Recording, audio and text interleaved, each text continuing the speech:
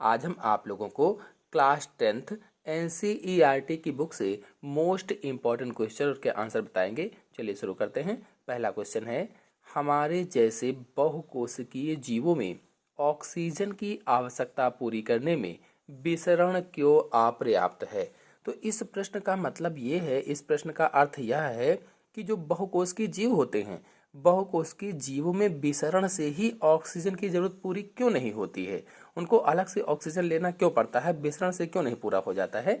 तो इसका आंसर होगा, बहुकोशिकीय जीवों में समस्त कोशिकाएं वातावरण से सीधे संपर्क में नहीं होती हैं। जितनी भी कोशिकाएं हैं वे वातावरण के सीधे संपर्क में नहीं हैं, अतः सरल विसरण समस्त कोशिकाओं की आवश्यकताओं को पूरी नहीं कर सकता है। इसीलिए क्या होता है कि हमारे जैसे बहुकोशिकीय जीवों में ऑक्सीजन की आवश्यकता की पूर्ति विसरण के द्वारा नहीं हो पाती है या अपर्याप्त रहती है।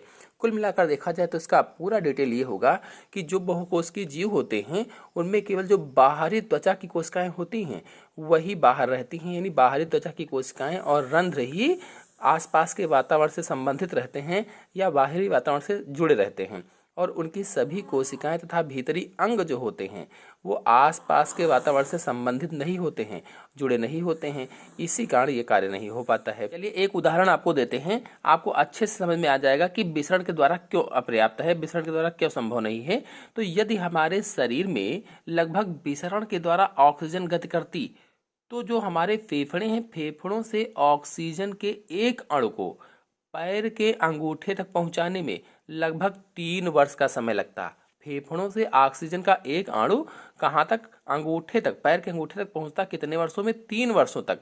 अब सोचिए कि क्या उस अवस्था में ये जीवन हमारा संभव हो पाता, नहीं हो पाता। इसीलिए यहाँ पर कहा गया है कि अपर्याप्त है। तो क्यों अपर्याप्त है, मैंने आपको बताया क्योंकि हम लोग जिंदा ही नहीं रह पाएंगे। ऑक्सीजन का एक अणु बताया कि अंगूठे तक पहुंचने में 3 वर्ष का समय लेगा। आते हैं नेक्स्ट क्वेश्चन पर। कोई वस्तु सजीव है, इसका निर्धारण करने के लिए हम किस मापदंड का उपयोग करेंगे। तो इस प्रश्न का मतलब ये है कि कोई वस्तु सजीव है हम कैसे पहचानेंगे, अथवा इसमें यह पूछा गया है कि सजीवों के लक्षण कौन कौन से होते हैं। ये घुमाकर प्रश्न दिया गया है इस तरह से।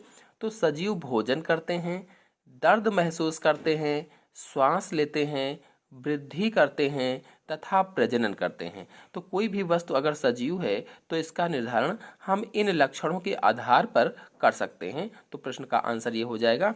नेक्स्ट क्वेश्चन है, किसी जीव द्वारा किन कच्ची सामग्रियों का उपयोग किया जाता है। किसी जीव के द्वारा किन कच्ची सामग्रियों का उपयोग किया जाता है। तो इसका आंसर होगा भोजन, ऑक्सीजन और जल, इन कच्ची सामग्रियों का उपयोग किया जाता है। अगर भोजन की बात की जाए तो ऊर्जा एवं पदार्थों के स्रोत के रूप में किया जाता है। जो भोजन है ये ऊर्जा की प्राप्ति के लिए उचित पोषण हमें आवश्यक होता है, तो ये हो जाएगा। फिर ऑक्सीजन की अगर बात की जाए तो भोजन पदार्थों का विखंडन करके ऊर्जा प्राप्त करने के लिए ऑक्सीजन का उपयोग किया जाता है। और अगर जल की बात की जाए तो भोजन के सही पाचन के लिए तथा शरीर के अंदर अन्य जैविक क्रियाओं के लिए भी जल की आवश्यकता होती है। तो कुल मिलाकर के इतने कच्चे पदार्थों की, कच्चे सामग्रियों की हमें ज़रूरत पड़ती है। नेक्स्ट क्वेश्चन है, जीवन के अनुरक्षण के लिए आप किन प्रक्रमों को आवश्यक मानेंगे। जीवन के अनुरक्षण के लिए किन प्रक्रमों को। तो अनेकों जैव प्रक्रम हैं जो जीवन के अनुरक्षण के लिए आवश्यक होते हैं, जीवन को जीने के लिए आवश्यक होते हैं, जैसे पोषण, श्वसन, वहन, उत्सर्जन। नेक्स्ट क्वेश्चन है, स्वपोषी पोषण तथा विषम पोषी पोषण में क्या अंतर है। तो इस पर मेरे चैनल में वीडियो अपलोडेड है, फिर भी जल्दी से आपको बता देते हैं। पहले स्वपोषी पोषण जान लेते हैं।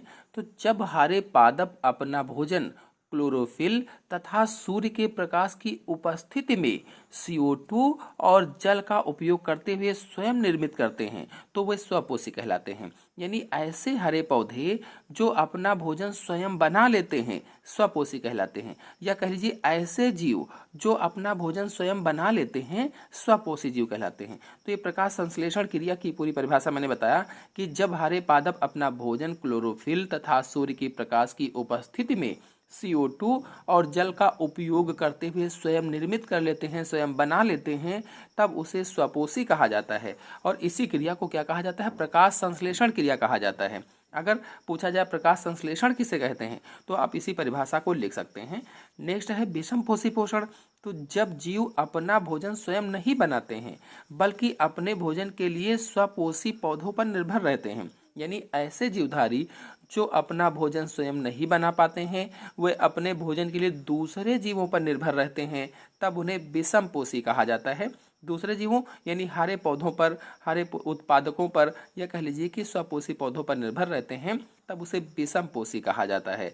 और इसके उदाहरण अगर माना जाए तो कवक है, जैसे मानव है, कवक है, ये क्या है, सब विषम पोषी पोषण के उदाहरण होते हैं। तो ये प्रश्न हो जाएगा। फिर नेक्स्ट क्वेश्चन है पादप प्रकाश संश्लेषण के लिए आवश्यक कच्ची सामग्री को कहाँ से प्राप्त करता है। इसी प्रश्न को दूसरी तरह से पूछा जा सकता था कि प्रकाश संश्लेषण के लिए आवश्यक कच्ची सामग्री पौधा कहाँ से प्राप्त करता है। कार्बन डाइऑक्साइड, जल और सूर्य का प्रकाश ये कच्चे पदार्थ होते हैं, ये कहाँ से। पादप वातावरण से CO2 रंध्रों के द्वारा प्राप्त करते हैं। जो कार्बन डाइऑक्साइड है इसको रंध्रों के द्वारा पौधे प्राप्त कर लेते हैं।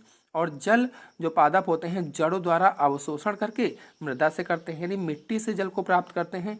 और जो पत्तियां होती हैं इसका परिवहन करती हैं, हर जगह भेजती रहती हैं। ऐसे ही जो सूर्य का प्रकाश है तो सूर्य की पत्तियों के क्लोरोफिल द्वारा प्रकाश प्राप्त होता रहता है।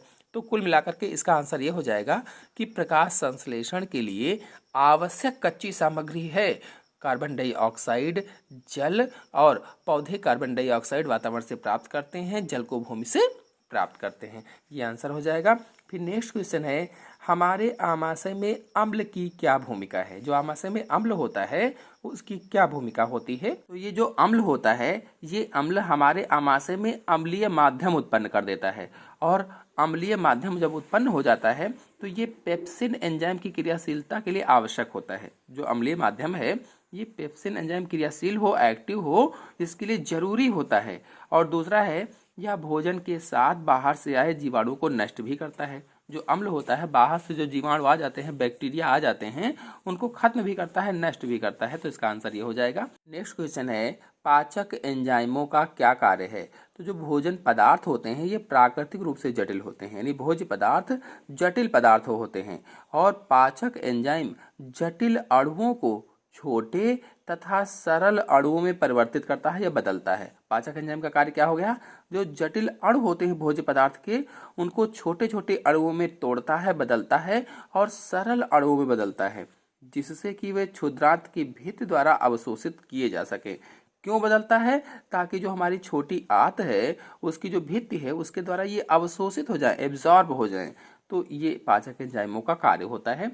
नेक्स्ट क्वेश्चन है पचे हुए भोजन को अवशोषित करने के लिए क्षुद्रांत्र को कैसे अभिकल्पित किया जाता है। जो पचा हुआ भोजन है उसको अवशोषित करने के लिए क्षुद्रांत्र में क्या क्या व्यवस्थाएं होती हैं, कह लीजिए, ये पूछा गया है। तो इस प्रश्न का आंसर होगा पचे हुए भोजन को आंत्र की भित्ति अवशोषित कर लेती है। जो पचा हुआ भोजन होता है, अभी मैंने आपको बताया था, वो आंत की जो भित्ति होती है, सतह होती है, वो अवशोषित कर लेती है। और क्षुद्रांत्र के अतिरिक्त अस्तर पर अंगुली के सदृश अनेक प्रवर्ध निकले रहते हैं। जो हमारी छोटी आंत होती है इसके आंतरिक जो इसका अस्तर होता है, अंदरूनी जो अस्तर होता है, उस पर उंगली जैसी रचनाएं निकली रहती हैं, प्रवर्ध निकले रहते हैं, जिन्हें रसांकुर कहा जाता है या विलाई कहा जाता है। जो रसांकुर है या विलाई है ये अवशोषण की सतही क्षेत्रफल को बढ़ा देते हैं, उसका क्षेत्रफल बढ़ा देते हैं। और इनमें रुधिर वाहिकाओं की अधिकता होती है। क्योंकि ये जो रसांकुर होते हैं इनमें रुधिर वाहिकाएं अधिक होती हैं, जो भोजन को अवशोषित करके शरीर की प्रत्येक कोशिका तक पहुंचाने का कार्य करती हैं। यानी भोज्य पदार्थों से जो हमें प्रोटीन, विटामिन, खनिज तत्व मिले हैं उनको अवशोषित करके शरीर के सभी कोशिकाओं में भेजने का कार्य करती हैं। यहाँ इसका प्रमुख उपयोग ऊर्जा को प्राप्त करने के लिए, नए ऊतकों का निर्माण करने के लिए और पुराने ऊतकों की मरम्मत करने के लिए होता है। नेक्स्ट क्वेश्चन है श्वसन के लिए ऑक्सीजन प्राप्त करने की दिशा में एक जलीय जीव की अपेक्षा स्थलीय जीव किस प्रकार लाभप्रद है। कहने का मतलब ये कहा गया है प्रश्न में कि जल में रहने वाले जीव ऑक्सीजन को कठिनाई से प्राप्त करते हैं, जबकि जो स्थल में रहने वाले जीव हैं वे आसानी से प्राप्त कर लेते हैं। ऐसा क्यों होता है। तो इसका आंसर होगा जो जीव पानी में रहता है वो अपने चारों ओर पानी की घुली ऑक्सीजन का उपयोग करता रहता है। यानी पानी में रहने वाले जीव अपने चारों ओर उनके पानी ही पानी है, तो पानी में जो ऑक्सीजन घुली रहती है उसका उपयोग करते रहते हैं। चूंकि पानी में घुली हुई ऑक्सीजन की मात्रा बहुत कम होती है, अब ये हम सभी लोग जानते हैं कि पानी में ऑक्सीजन की मात्रा कम होती है, तो वहाँ पर ऑक्सीजन की मात्रा होगी कम, अतः जलीय जीव को ऑक्सीजन कम मिलेगी। तो थलीय जीव जो होते हैं, थल पे रहने वाले जो होते हैं, स्थल पर रहने वाले जो होते हैं, पर्याप्त ऑक्सीजन यहाँ पर वातावरण में पाई जाती है और उस पर्याप्त ऑक्सीजन को वातावरण से श्वसन अंगों तक वो ले लेते हैं। अतः जलीय जीवों की तुलना में जो थलीय जीव होते हैं इनको अधिक ऑक्सीजन मिलती रहती है। तो कुल मिलाकर के इसका आंसर आप सीधे सीधे लिख सकते हैं कि जलीय जीव जल में घुली हुई ऑक्सीजन का श्वसन के लिए उपयोग करते हैं और जल में घुली हुई ऑक्सीजन की मात्रा जो होती है वायु में उपस्थित ऑक्सीजन की मात्रा की तुलना में बहुत कम होती है। इसीलिए जलीय जीवों के श्वसन की दर स्थलीय जीवों की अपेक्षा अधिक तेज होती है। ये सभी प्रश्न जो मैंने बताए जैव प्रक्रम यानी पहले चैप्टर के हैं और शेष जो पहले चैप्टर के प्रश्न अभी एनसीईआरटी के बचे हुए हैं वो मैं अगले वीडियो में बताऊंगा। तो आज के अंक में इतना ही। अगले अंक की जानकारी के लिए मेरे चैनल को सब्सक्राइब कर लीजिए। Thank you.